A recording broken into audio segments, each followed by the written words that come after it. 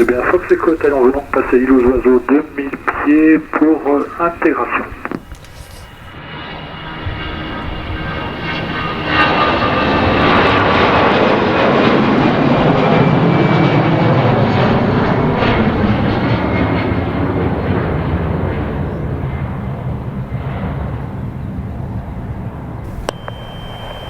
Rappelez prêt à rouler, Tango Golf 02 78 69, vol à destination du Havre. Ces mots, ils ne vous évoquent peut-être rien, mais pour Thomas, Pierre, Pierrick et Naïm, ils sont leur quotidien. Ici, à 2 pas de la mer, niché sur les hauteurs d'Octeville, un petit aéroport tient sa position, discret et pourtant essentiel. Chaque jour, il voit décoller et atterrir des avions de tourisme, des vols commerciaux, des liaisons régionales et même parfois un peu plus loin vers l'international. Depuis la tour de contrôle jusqu'au camion de pompiers, en passant par les pistes, les hangars et les zones de sûreté, on vous emmène dans ce village à part, ce microcosme en mouvement où chacun joue sa partition pour faire décoller depuis le Havre. Alors, Fox Echo Hotel, on se reporte base main droite, piste 04. Il est 10h à l'aéroport de Le Havre-Octeville. Dans 25 minutes précisément, un avion s'apprêtera à décoller pour Ljubljana en Slovénie. Depuis la tour de contrôle jusqu'à la piste, les liaisons se font au talkie-walkie. Chacun reste à l'écoute. Ici, la moindre coordination s'entend à la seconde près. En fait, là, il commence, entre guillemets, où lui, il se met à rouler. Oui. Par contre, en fait, là, il va lui utiliser la totalité de la piste. Je dis une bêtise, si derrière lui, il y avait eu un petit aéronef ou le caravane de tout à l'heure, rien ne m'empêchait, en fait, pendant que le gros s'aligne, de permettre à un petit de décoller. Mm. Et par contre... 656 approaching Alpha. Backtrack headline upon your own discretion, 656 and report ready for takeoff runway 04. Backtracking runway 04 and we'll report ready for takeoff, 656. Le micro de Westrack grimpe jusqu'à la tour de contrôle, un lieu discret perché au-dessus du tarmac, qui n'ouvre d'ailleurs ses portes au public qu'une fois par an lors des journées portes ouvertes de l'aéroport. Aujourd'hui, on y entre et l'oreille attentive à la rencontre de Thomas. Donc je m'appelle Thomas et je suis agent AFIS à l'aéroport du Havre. Donc AFIS, ce sont les initiales de Aérodrome Flight Information Service. Donc en fait, je rends l'information et j'assure l'alerte pour les aéronefs au décollage, à l'arrivée et de passage à l'aéroport du Havre. Pas de trafic connu. Pour info, un aéronef là, qui s'intègre en semi-direct 04. Rappelé en sortie de MZ. Le décolle rappel en sortie de MZ pour la Sacha. On a également un tableau de bord sur lesquels on joue avec ce qu'on appelle des strips. Donc en fait, ce sont des bandes de papier sur lesquelles on note les informations des aéronefs avec lesquels nous sommes en fréquence. Nous avons également évidemment une platine balisage qui nous permet d'éclairer la piste et les aides visuelles liées à la piste en cas de mauvais temps de jour, comme le brouillard, pour permettre aux aéronefs de se poser, et évidemment de nuit avec différentes intensités si la nuit est plutôt claire ou pas. Nous avons également donc évidemment des téléphones pour communiquer avec les différents organismes, les organismes aéros, un ordinateur pour recevoir les plans de vol, une paire de jumelles pour surveiller les alentours. Nous n'avons pas de radar, nous fonctionnons avec les informations transmises par le pilote, nos yeux et les informations transmises par les différents organismes.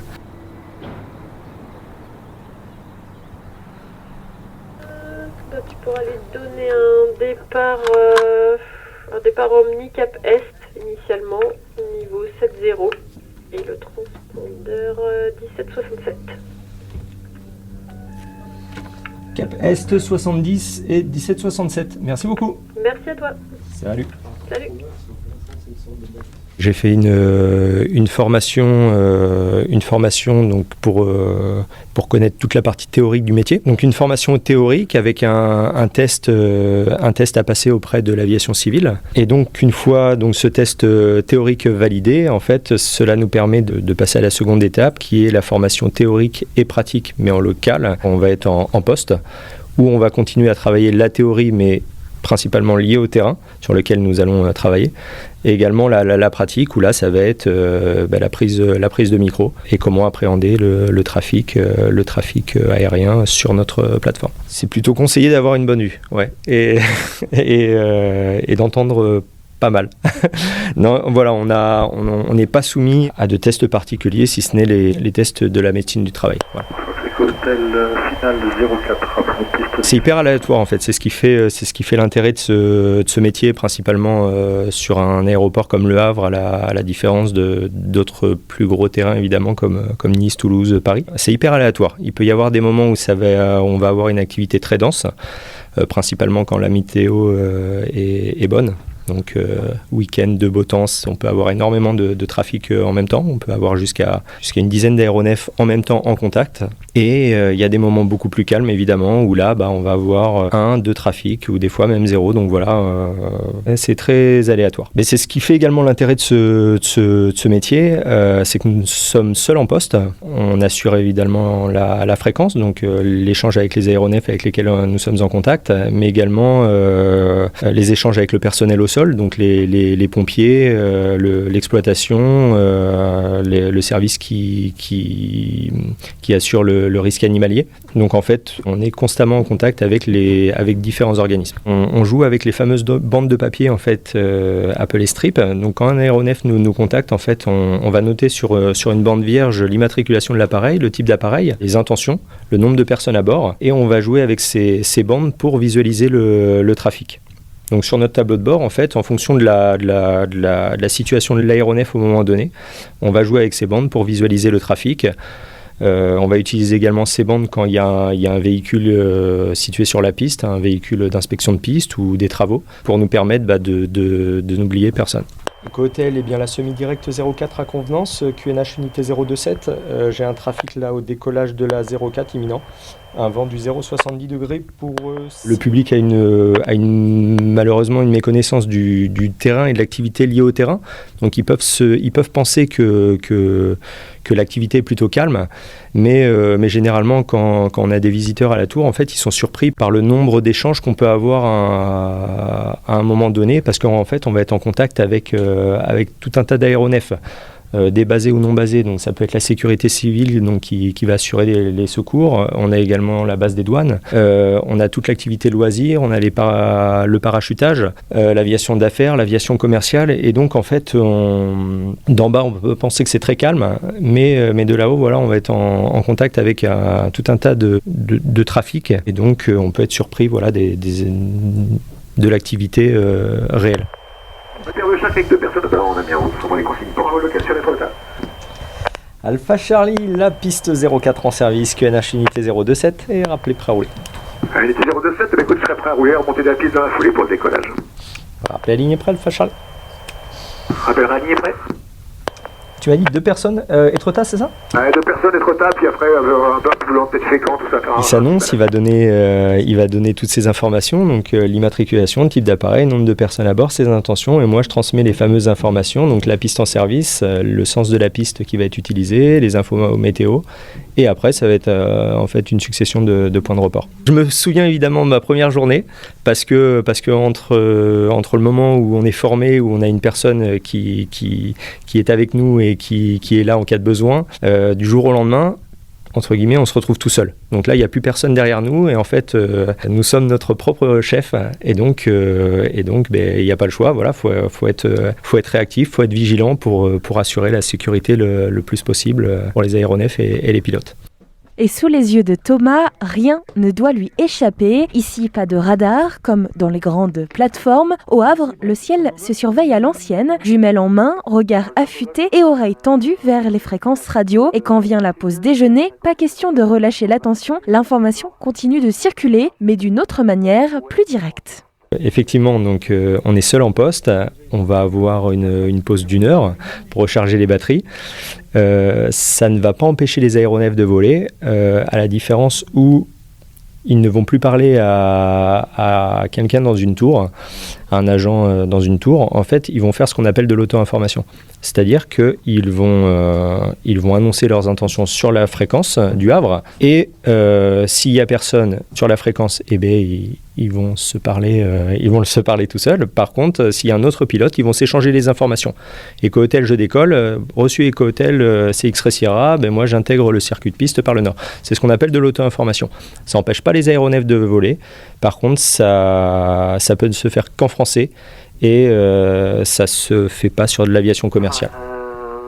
Cap sud, virage à gauche après décollage et on va traîner au-dessus du port à 6 minutes. Allez, on quitte la tour, direction le local des pompiers de l'aéroport. Derrière l'uniforme, vous allez le voir, se cachent d'autres missions, souvent méconnues du public. Bien loin de l'image du gyrophare et de la lance à incendie, leur quotidien est multiple et parfois surprenant. Donc moi c'est Pierre Lebailly-Flat, je suis à l'aéroport du Havre depuis le 1er août de l'année dernière, donc je suis le dernier arrivé en tant que pompier. Je suis pompier volontaire à côté, j'ai un passif de pompier de Paris et j'ai rejoint donc l'équipe ici, donc je sors de mes formations. Voilà, Pierrick Buret, ici depuis janvier 2024, j'ai intégré l'équipe et je suis aussi pompier volontaire à l'extérieur depuis 10 ans. Et anciennement j'étais dans les travaux publics, donc une reconversion professionnelle pour moi. Donc on est agent SSLIA, donc service de sauvetage et de lutte contre l'incendie des aéronefs. Donc c'est la lutte contre les incendies et les accidents sur les avions, avec évidemment le sauvetage des potentielles victimes. Donc en tant que pompier, d'où le cursus pompier volontaire qu'on a tous à côté en plus, avec la formation pompier d'aéroport en supplément, quoi. Donc vraiment pompier comme on pourrait trouver ailleurs. Mais en plus de ça, on a beaucoup de polyvalence, où on fait d'autres choses. On va faire aussi du secours à personne sur l'aéroport en lui-même, si jamais il y a un parachutiste qui se blesse ou n'importe quoi qui peut se passer sur la zone de l'aéroport. Ou après, on peut aussi intervenir sur un incendie proche de l'aéroport, si les fumées nous gênent, voilà, pour sécuriser la zone. Et après, les missions diverses qu'on peut avoir en dehors des pompiers, c'est faire le carburant des avions, tout ce qui est kérosène ou avgaz pour les avions à essence. On est aussi agent de piste, placeur, c'est-à-dire qu'on va traiter tout ce qui se passe autour de l'avion quand il est au sol, le placer, le caler, mettre les passerelles, un groupe électrogène, faire les toilettes de l'avion.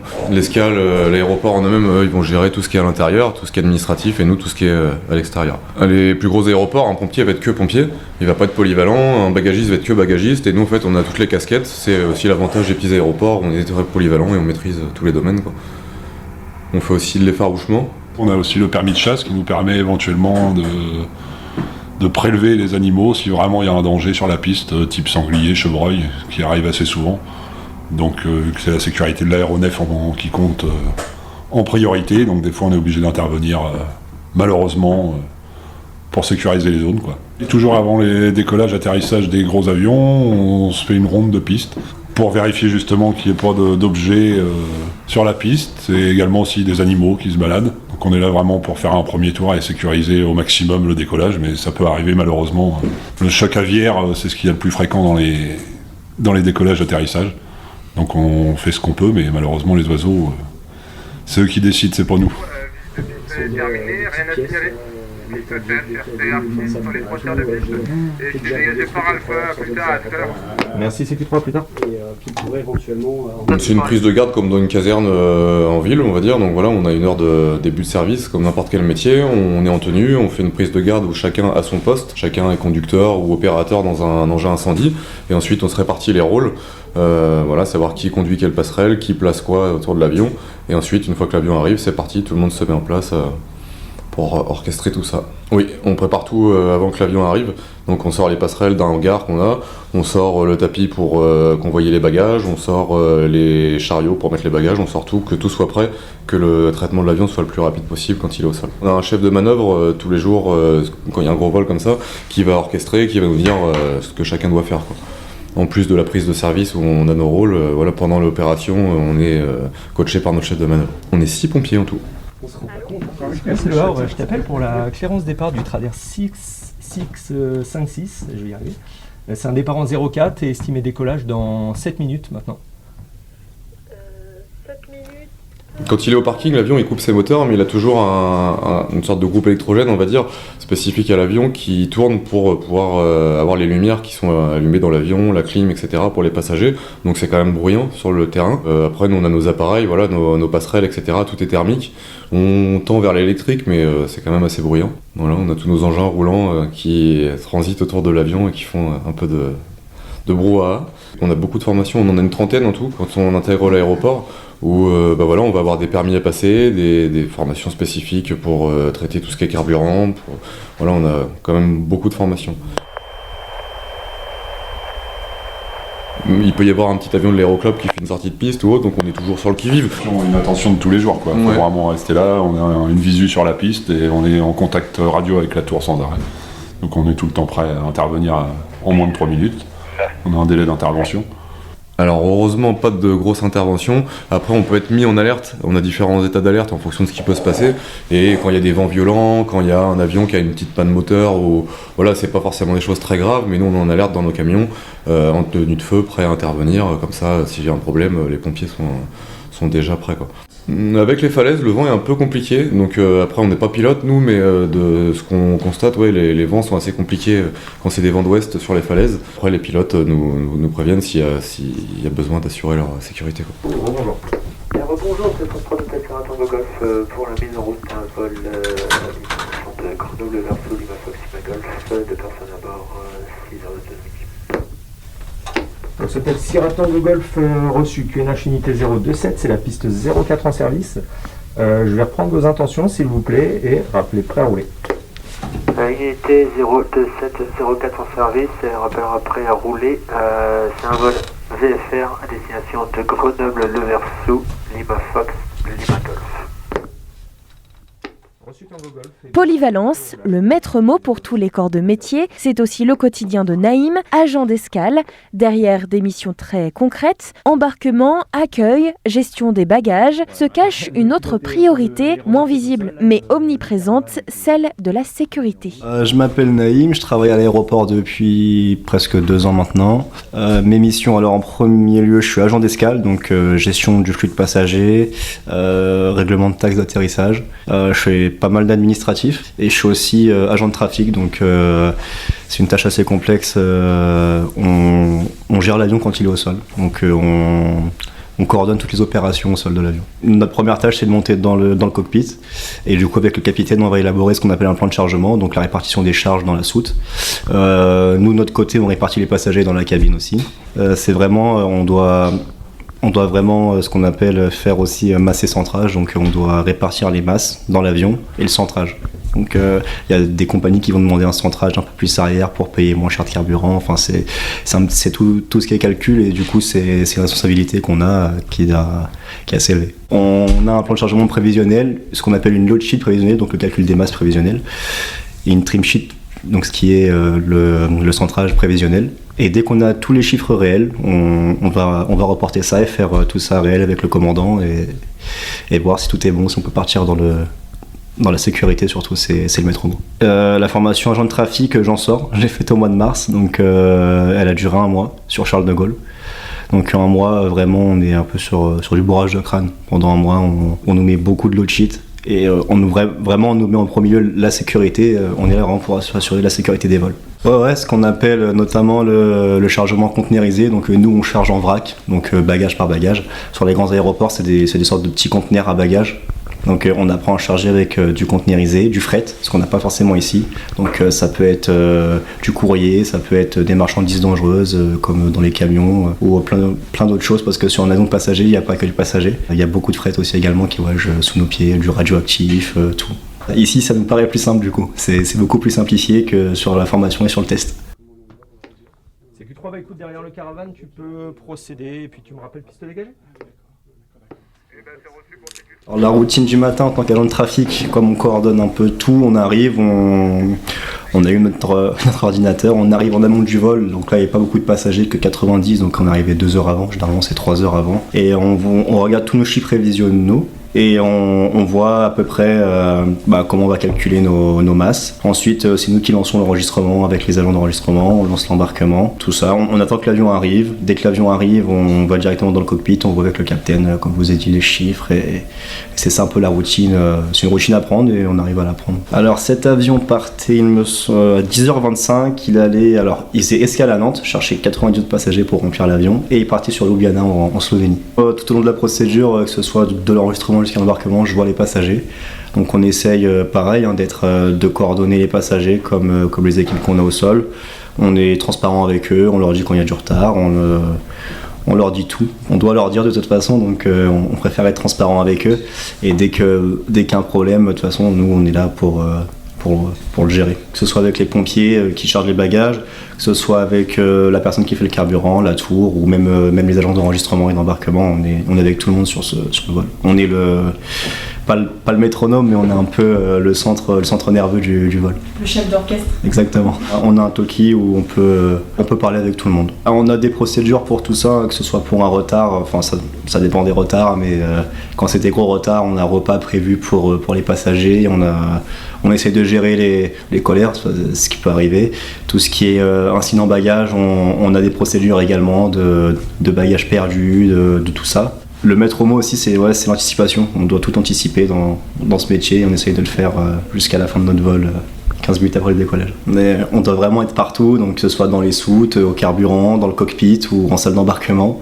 On est même aussi, ce matin, moi j'ai fait de l'enregistrement, donc on est vraiment partout et c'est peut-être ce qui peut un peu plus surprendre les passagers. On a une grande responsabilité, on peut paraître un peu détendu ou même un peu plus stressé. Hein. Moi, j'aime bien travailler quand je suis détendu, mais c'est un métier, on a beaucoup de responsabilités, on ne dirait pas comme ça, mais la responsabilité du vol, elle est entre nos mains et une erreur de calcul ou autre, ça peut être fatal. Ça m'est arrivé ce matin, on n'était pas au courant qu'il y avait des passagers dans l'avion à l'arrivée. Donc on a dû tout mettre en œuvre avec la douane pour qu'on puisse tout organiser. On m'a annoncé qu'il y avait 17 passagers dans l'avion à débarquer. Ça va, c'est que 17 sur un avion 180 passagers. Donc non, c'était que 17, mais on doit quand même aller voir si les douaniers sont d'accord pour accepter ces passagers. S'ils sont pas d'accord, malheureusement, on peut pas les débarquer. Et seconde anecdote, il y a maintenant presque 3 semaines. Pour des raisons de pouvoir, on a dû me laisser des bagages ici au Havre qu'on a dû renvoyer sur d'autres vols. C'est le capitaine qui gère aussi, il nous dit ce qu'il faut faire avec les passagers. Donc nous on est un peu, c'est vrai que là on commence un peu à y stresser, des passagers qui partent sans leur bagage. C'est un peu un orchestre qui se met en place, puisque nous après on a toute la logistique pour envoyer les bagages dans d'autres aéroports. Et voilà, c'est un coup de main à prendre et c'était mon 3e vol en tant qu'agent de trafic. Je pense que j'ai été bizuté sur celui-ci. Le premier vol, comment ça s'est passé ? Bien, très bien. Ça s'est très bien passé. C'était un vol sur la Croatie, mais tout était bien, tout est rentré dans l'ordre et ça s'est fait tout seul. Je suis pas qu'agent de trafic, je suis aussi à l'escale. Je fais payer les taxes. J'ai aussi fait la gestion des AOT, donc c'est tout ce qui est occupation des hangars. Donc je connais un peu les basés qu'on a ici et les gens qui viennent aussi loisir.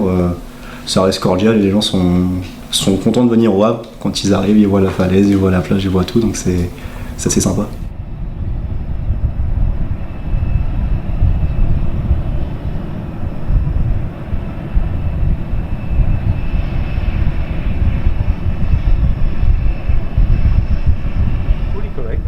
Ready for taxi.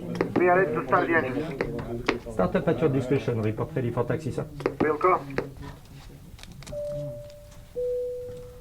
Ça, c'est quoi? C'est un avion de club? The Belgium. Avec l'approche de Rennes 120-35, bon vol et puis à bientôt, Tango Golf.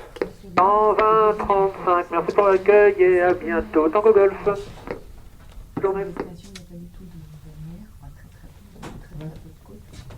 Il m'a annoncé qu'il est à 6000 pieds, donc largement au-dessus de ma fameuse zone de responsabilité. Il m'a annoncé ce qu'il faisait, donc il m'a quitté en dessous des fameux... Il fait pas ce qu'il veut, il a maintenant l'obligation de contacter l'organisme au-dessus, en fait, qui est l'approche de Rennes, qui gère l'étage au-dessus. Et avant de rentrer dans cette fameuse zone, il va appeler Rennes. Il va les contacter en disant, bon voilà, France Tango Golf, je décolle du Havre, type d'avion un peu... comme il va faire avec moi, et il va donner ses intentions. Et là, Rennes va l'autoriser ou non à rentrer dans cette zone, parce qu'ils ont ce pouvoir-là. En fonction du trafic, ça peut être conflictuel avec, je vais dire une bêtise, un décollage de Deauville ou autre. Et après, ils vont assurer le service et l'alerte pour lui. Et là, par contre, il sera sous contrôle radar, ouais, tout à fait. L'aéroport Le Havre-Octeville propose régulièrement des liaisons vers Lyon et plusieurs destinations saisonnières telles que la Corse, le sud de l'Espagne, la Slovénie, le Monténégro ou encore la Croatie. Alors, au moment de boucler votre ceinture, pensez-y, Naïm sera à l'enregistrement, Pierre et Pierrick seront prêts à intervenir et Thomas, là-haut dans la tour, échangera avec le pilote, comme chaque jour, avec toutes les équipes qui font vivre cet aéroport essentiel dans l'agglomération havraise. operator with train 120350, trader 656. 02 64 516 Tango, prêt à rouler.